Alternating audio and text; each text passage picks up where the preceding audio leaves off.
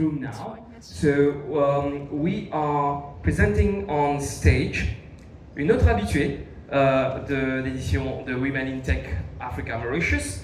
She is Zahra Mujo, Mauritian software developer and freelancer who creates innovative mobile and web applications across diverse sectors. Passionate about technology and collaboration, she shares insights, builds meaningful solutions, and connects with people interested in impactful digital projects and partnerships. She has a very, very interesting presentation.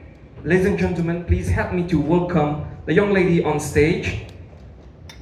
Round of applause, please. Thank you very much.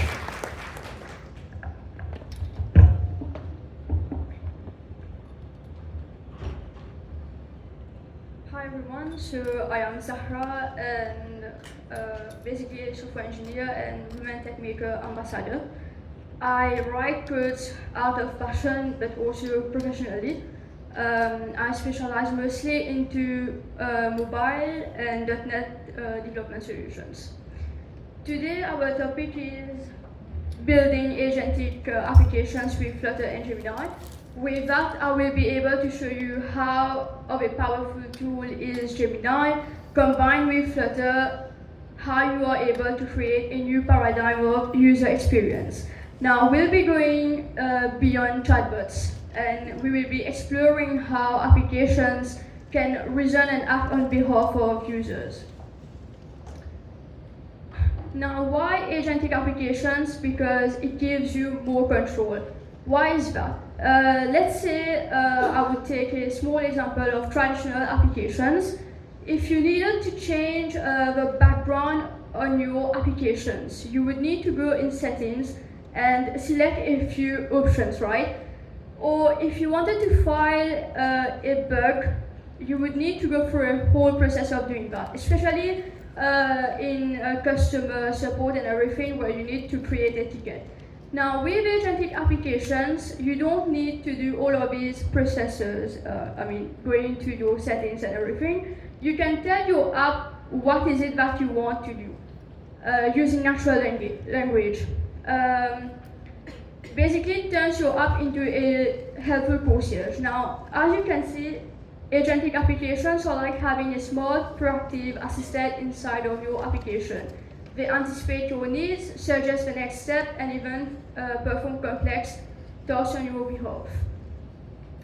Our agenda for today is looking into agents, how it evolved into AI agents and agentic AI, generative AI, which most of you know about and that we've been talking since morning, how it became something more complex with generative AI agents. Then we'll have some hands-on. I will also be talking about Firebase AI tools because this is what we are using today to be able to integrate this agentic AI inside of our application. Now let's start with agents. Agents are basically rule-based programs. They are excellent for fixed repetitive tasks but are in controlled environments. You can think of payroll processing or email routing system. For example, if I take email, how it would work is, long ago, if you needed to set some basic rules, for instance, you receive an email from Women in Tech Africa Mauritius, you would probably ask it to send it to another folder or download this email. As you can see, it is very explicit, right? And they lack this flexibility. Now they have a few functionalities. The first one being rule execution, which carries tasks strictly as programmed. Then you have task automation, which is going to handle repetitive tasks like data backups. You have structured input handling for when you are working with clean and formatted data such as IDs. You have predictable outcomes, which is going to produce the same results again and again to ensure reliability. you have manual updating, which requires human intervention. So you can see that this was how traditional agents work. Now it evolved, like I said, and it became AI agents. AI agents and agentic AI are terms often confused with. So I'm going to be explaining to you AI agents and then how agentic AI came about. So you can think of AI agents as being small programs that can perceive its environment, make decisions, and take actions to achieve a specific goal. It's always going to work in a three-step loop, so you can perceive, decide, and act. For instance, your agent could be collecting data from databases or sensors. It's going to decide on the best way to determine responses using logics or AI model, and then act upon these. So then it's going to provide you with responses or change any settings if required. For example, a chatbot for customer support answering questions. This AI agent is going to be taking the questions, decide on appropriate answers, and then act upon it, so give you reply based on these questions. Now, this was for AI agents. So I made a small diagram here. As you can, I'm not sure if it's visible enough, but I'm showing that agentic AI is a subset of AI agents. Why now? Is that because they have almost the same functionalities, just that agentic AI are a bit more complex. They are a system. You can think of them as a system which is going to have subtasks, and these agents are going to then solve problems in real time. Now they have 4 key features which makes them different from traditional AI. The first one being autonomous decision making, which is going to analyze situation and decides on what to do without human intervention. You have goal-driven actions, which is going to work towards specific goals. It can learn and it can adapt on its own by using interactions and results. And then something interesting as well is that it has advanced reasoning.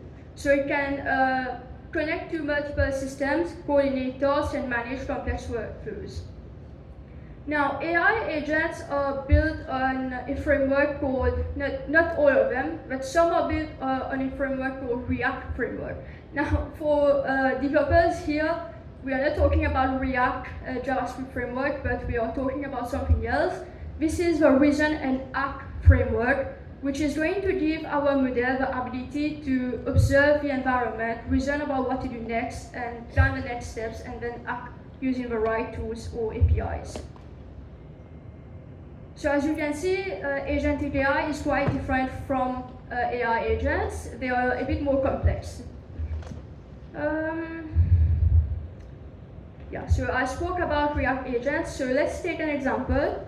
Let's say that we have a user who wants to find the itinerary for a weekend in Paris. Now, how can we do this using AI agents? Well, the AI agent is going to plan for this. It's going to search for flights, or reason on the best route, and then search for hotels, refine the plan based on the action. So as you can see, it's intelligent enough to do all that. Now, generative AI, the subject that we've been talking about since morning. Basically, it is a kind of artificial intelligence that learns by observing massive amount of data and spotting patterns on it. Once trained, these AI, they can create something new, for instance, text, images, codes, or audios. Now, a good example would be Gemini or ChatGPT for all of you who are using it.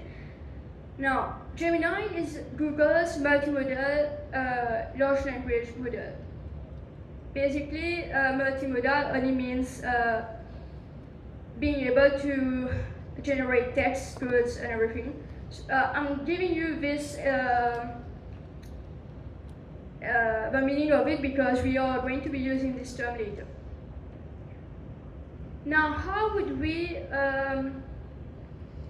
let's take an example of how it would actually work in real life. Let's say that you want to make the AI generate t-shirts. You would have to, like I said, feed it massive amount of data.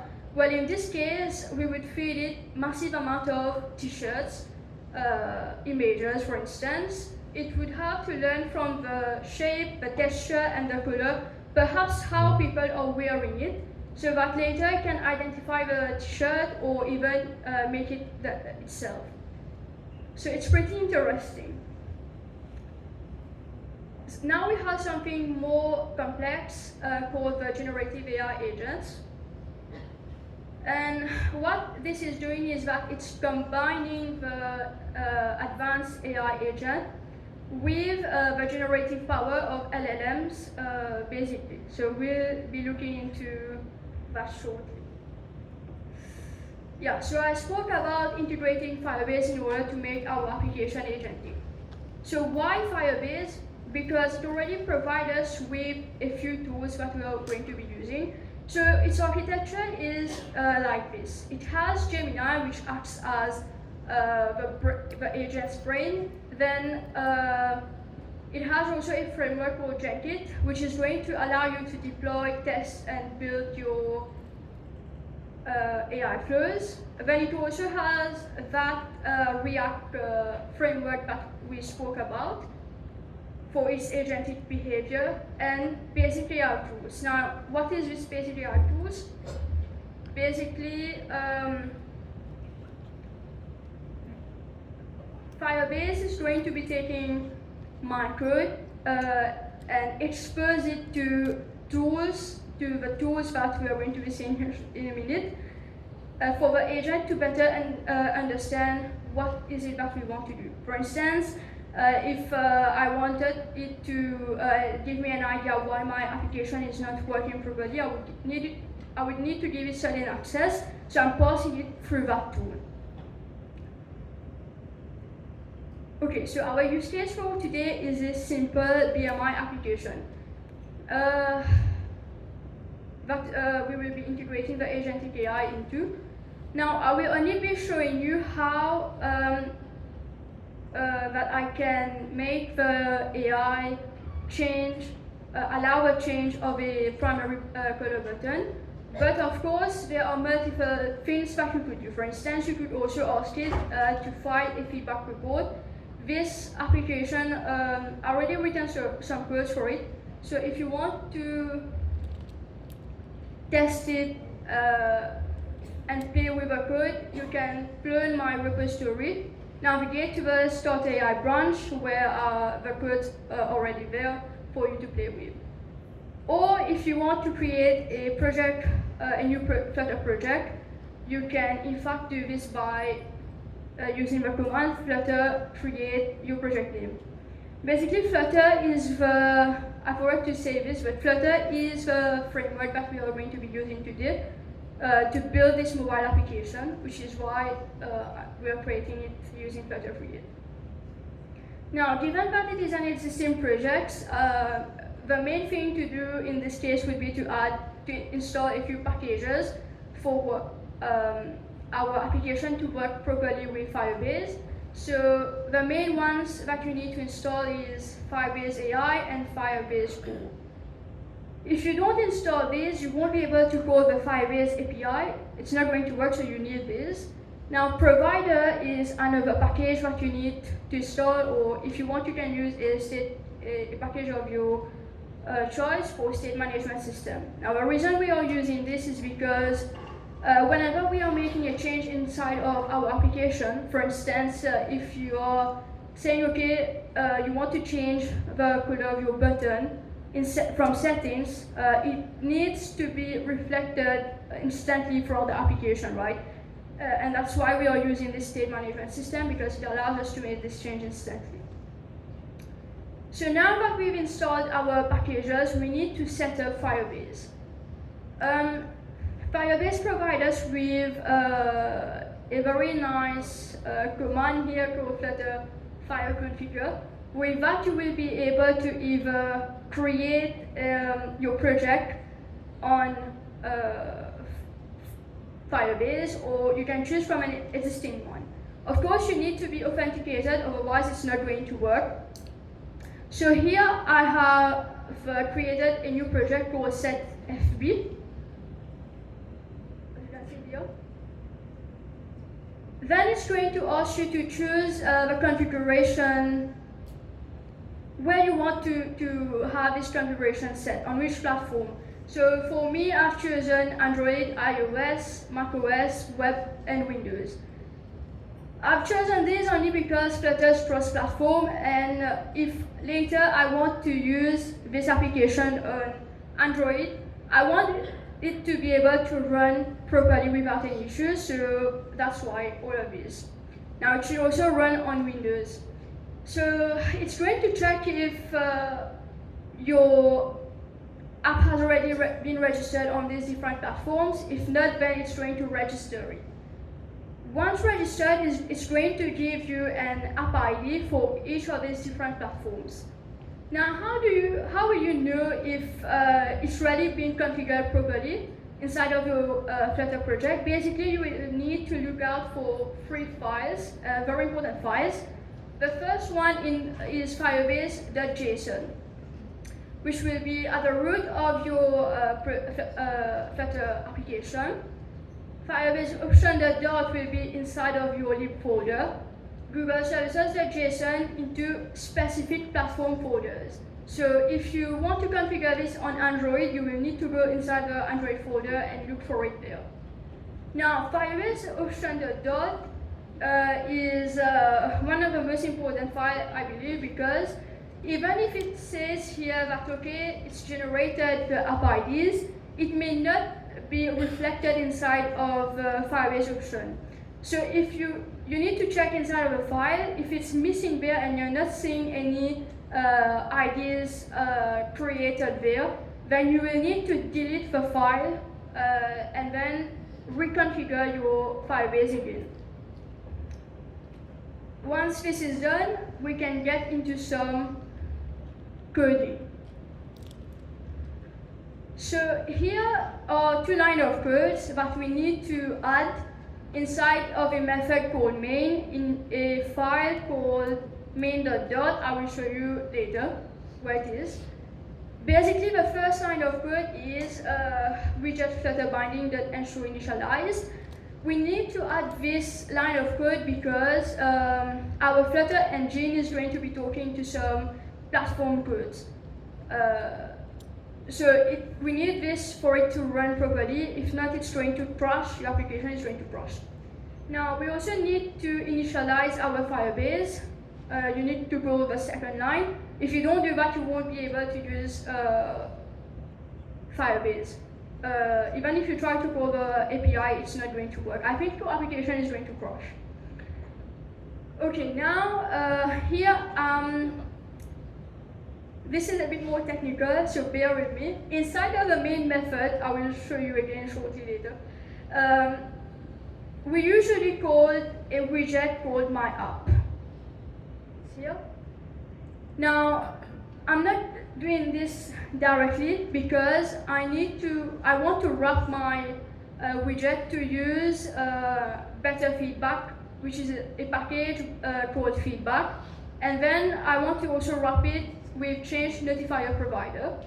Basically, the better feedback is a package which is going to allow you to draw onto the application for you to select if there are any issues. For instance, let's say that the font is too small or that it's unreadable, you can circle it and then write what the problem is, and it's going to file it into the feedback report.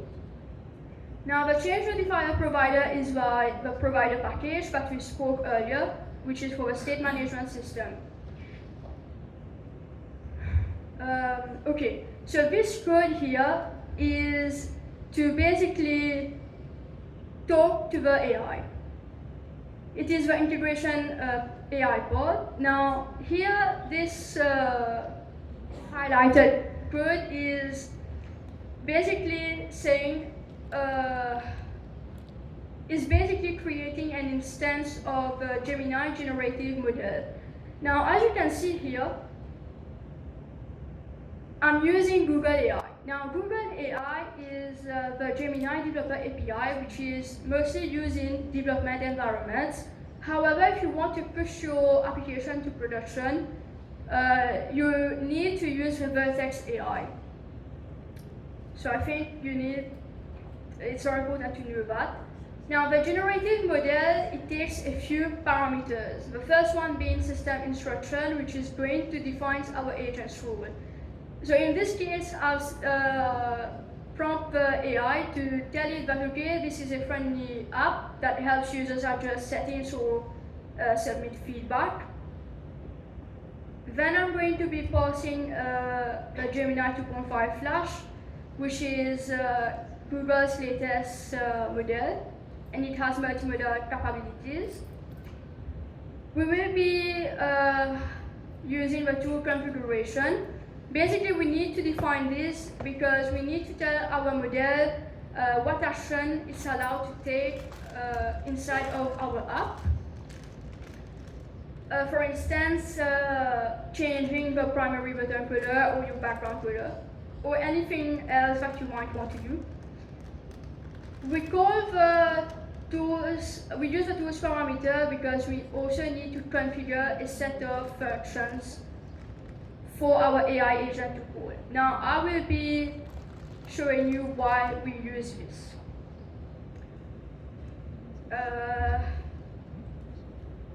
Yeah, you also need to call the start chat method to initialize the conversation with a model. Now, I said that we will be using functions, as you can see here. Now, why is that?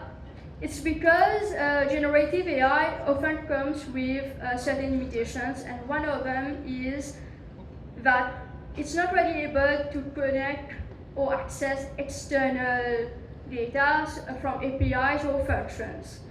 And Firebase provides us with function calling, and it is basically in 4 steps. The first one being writing a function which will provide the model with what it needs. Then we write the function declaration itself for a model to use. We then set these functions in the generative model for it to know what info it requires, and then we can pass the response back to it to give its final response. Okay, now the first step here, to be able to do this, we need to write a function because I'm trying to change the primary button color.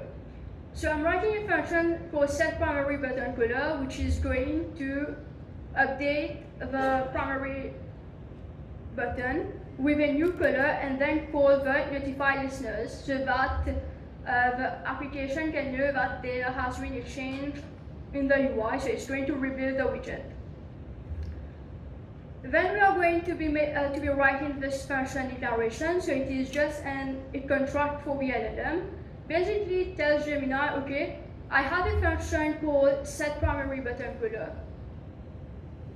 It has a purpose, which is to change the main button color. Then it takes a parameter color, and it tells Gemini to convert this color, for instance red, into a hex format. Hex format is this thing.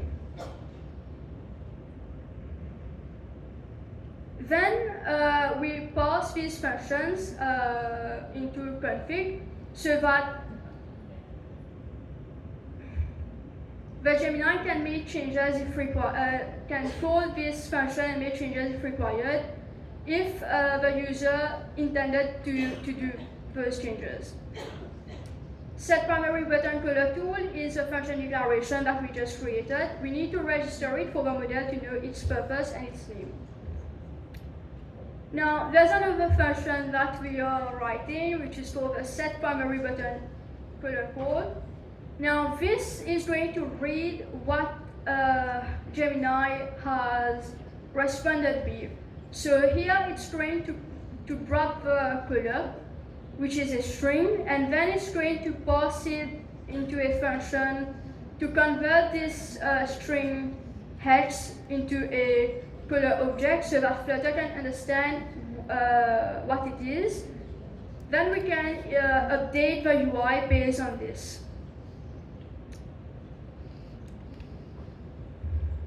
Once we've written this function, we need to add it inside of another function now because we need to tell Gemini what to use basically. So here I'm just setting another code here for it to be able to make the necessary changes on the button. So that's not really important. Okay, let's look into some demo.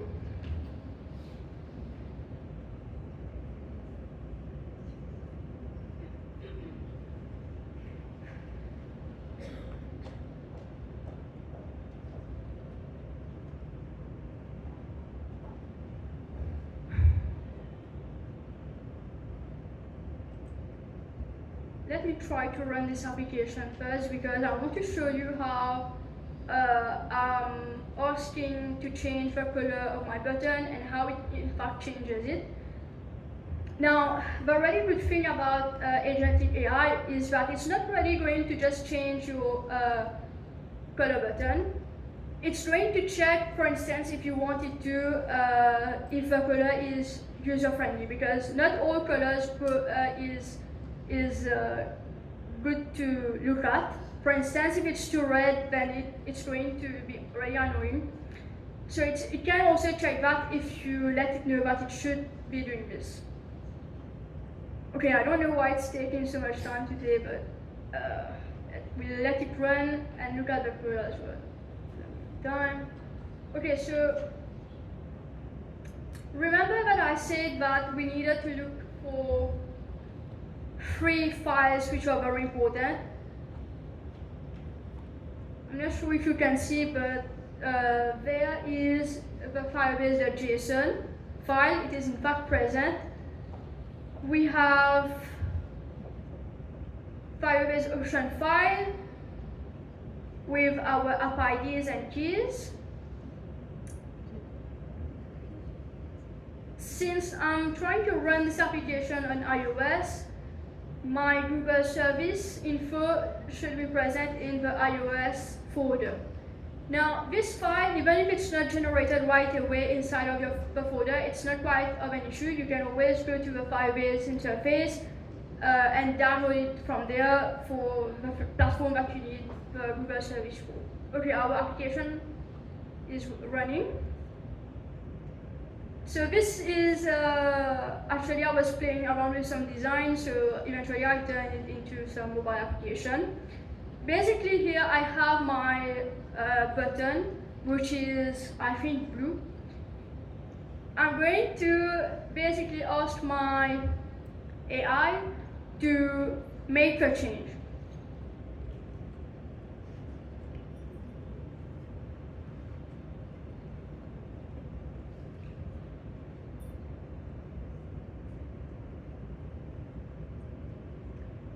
Now I'm going to submit it, and then it's going to ask me if I really do want to change this color.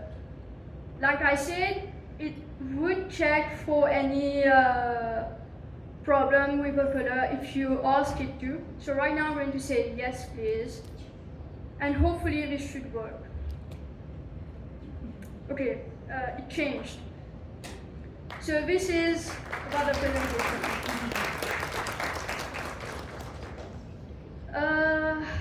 I'm not sure if I have a few more minutes, but like I said, you have a file called main.dot and a main method in there. So as you can see, I've added my 2 lines to run this application properly. Here is where I'm actually creating an instance of my generative model. Now, as I said earlier, you can find this code on my repository so that you can play with it. Thank you.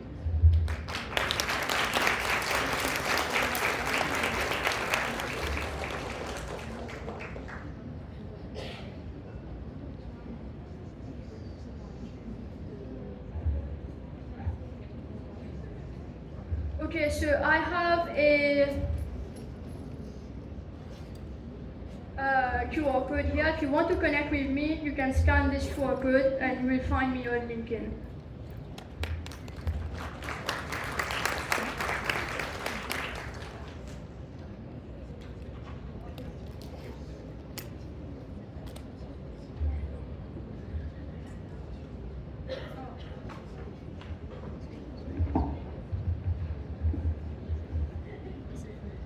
So, ladies and gentlemen, let's give a big round of applause to the young lady here with building agentic apps with Flutter and Gemini, Miss Zara.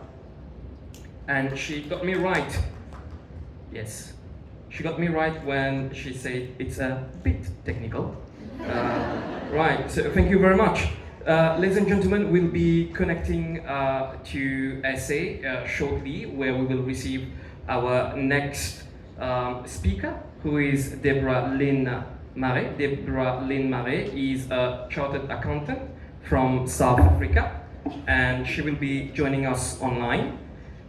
She is also IS Auditor, Certified AI and Blockchain Specialist, and a seasoned technology executive with over 25 years experience.